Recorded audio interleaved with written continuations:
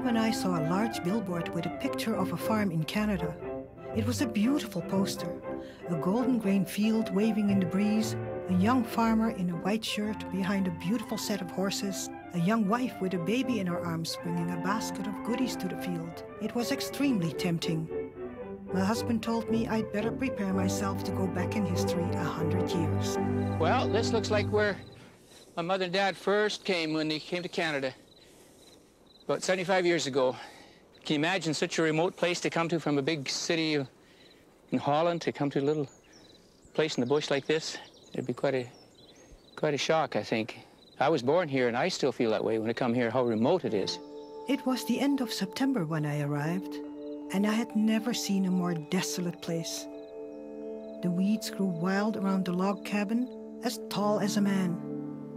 The house itself looked to me as if it might collapse in a heavy wind. During the first few years, the days I dreaded most on the farm were the threshing days. Suddenly the household is crowded with 20 extra men for 4 meals a day. Farmer sons, Hungarians, Ukrainians, natives. Breakfast is the first feast of the day at 5 o'clock. Potatoes, rolled oats, bacon and eggs, 4 loaves of bread, canned fruit, and 2 platters of cake. Whoever heard of cake for breakfast? And of course pickles. Without pickles, it wouldn't be a Canadian meal. These exhilarating days are the crown of a whole year's work. I realized I was now standing in the very room I was once dreaming about. It was not the kind of home I'd visualized then, but the afternoon sun was now hitting the frozen window panes, and the room was becoming nice and cozy again.